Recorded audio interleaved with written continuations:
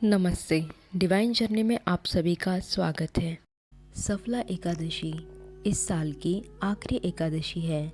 सफला एकादशी का व्रत 26 दिसंबर को रखा जाएगा। इस दिन भगवान अच्युत और भगवान विष्णु की पूजा की जाती है।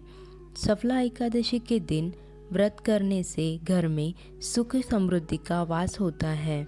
इस दिन किसी गरीब और ब्राह्मणों को भोजन करवाना बहुत ही शुभ माना जाता है। पौष माह की कृष्ण पक्ष की एकादशी को सफला एकादशी कहा जाता है। मान्यता है कि इस एकादशी का व्रत करने से सारे कार्य सफल हो जाते हैं, इसलिए इसे सफला एकादशी कहा गया है। इस दिन भगवान अच्युत और भगवान विष्णु की पूजा की जाती है।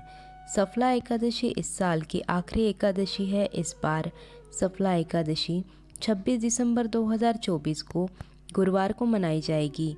सफला एकादशी के दिन व्रत करने से घर में सुख समृद्धि का वास होता है। सफला एकादशी पौष माह के कृष्ण पक्ष की तिथि को मनाई जाती है। हिंदू पंचांग के अनुसार सफला एकादशी की तिथि की शुरुआत 25 दिसंबर को रात 10:29 पर शुरू होगी और तिथि का समापन 27 दिसंबर को अर्धरात्रि 12:00 पर होगा।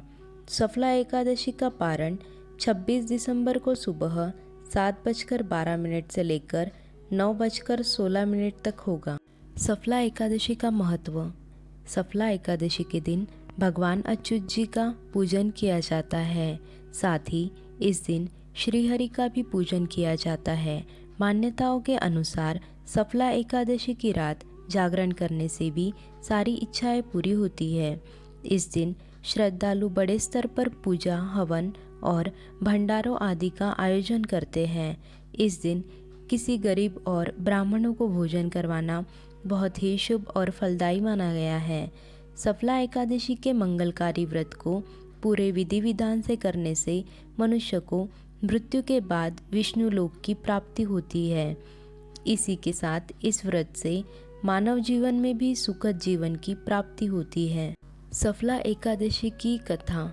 प्राचीन काल में चंपावती नगर में राजा महिष्मत राज करते थे। राजा के 4 पुत्र थे।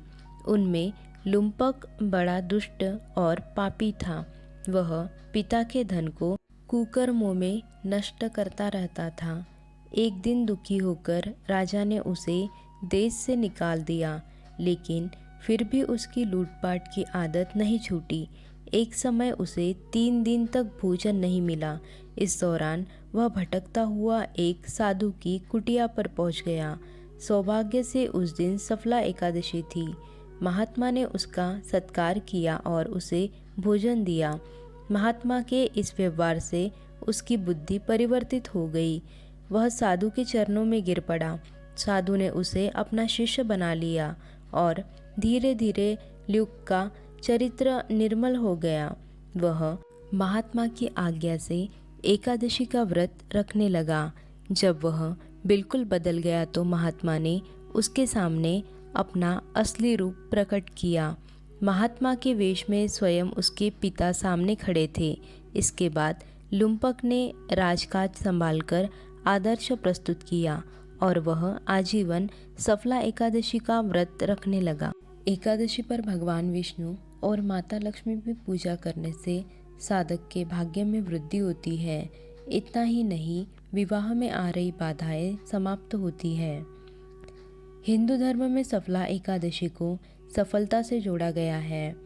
कहते हैं कि इस दिन उपवास रखने पर लंबे समय से अटके हुए कार्य पूरे होने के योग बनते हैं। पंचांग के अनुसार सफला एकादशी साल 2024 की अंतिम एकादशी है। इस तिथि पर सुकर्मा और ध्रुति योग का संयोग बन रहा है। इस योग में श्रीहरि विष्णु जी को कुछ खास चीज़ों का भोग लगाने से साधक को ऐश्वर्य की प्राप्ति होती है और संसार में भी मान सम्मान मिलता है। ऐसे में आइए भगवान विष्णु के प्रिय भोग के बारे में जानते हैं। केले का भोग। धार्मिक मान्यताओं के अनुसार भगवान विष्णु को पीला रंग बेहद पसंद है। ऐसे में सफला एकादशी के दिन उन्हें केले का भोग लगाएं। मान्यता है कि केले का भोग लगाने से वह प्रसन्न होते हैं और साधक की सभी समस्याएं दूर करते हैं। धनिया की पंजीरी। सफला एकादशी के दिन कई शुभ योग का निर्माण हो रहा है। ऐसे में उन्हें धनिया की पंजरी का भोग लगाना कल्याणकारी हो सकता है। माना जाता है कि पंजरी के भोग से भगवान विष्णु और माँ लक्ष्मी दोनों प्रसन्न होते हैं और वैवाहिक जीवन में चल रही समस्याएं दूर करते हैं। पीले रंग की मिठाई। सफला एकादशी पर आप भगवान विष्णु को पीले रंग की मिठाई जैसे बेसन के लड्डू, पेड़ा, बर्फी आदि का भोग लगा सकते हैं। यह बहुत शुभ होता है। पंचामृत का भोग। धार्मिक ग्रंथों में पंचामृत को ईश्वर का दिव्य प्रसाद माना जाता है। भगवान विष्णु की पूजा में इसका उपयोग अवश्य करना चाहिए। मान्यता है कि पंचामृत जैसे दूध, दही, घी, शक्कर और शहद का भोग लगाने से साधक के सुख में वृद्धि होती है। केसर का हलवा। हिंदू मान्यताओं के अनुसार भगवान विष्णु को केसर का हलवा अति प्रिय है। इसका भोग लगाने पर साधक के जीवन में सुख समृद्धि का वास होता है। साल 2024 की आखिरी एकादशी यानी सफला एकादशी पर आप केसर के हलवे का भोग विष्णु जी को लगा सकते हैं। इससे कार्य में मनचाहे परिणामों की प्राप्ति हो सकती है। आशा करते हैं वीडियो आपको पसंद आया होगा। वीडियो को लाइक, शेयर और सब्सक्राइब करके कमेंट ज़रूर करिएगा।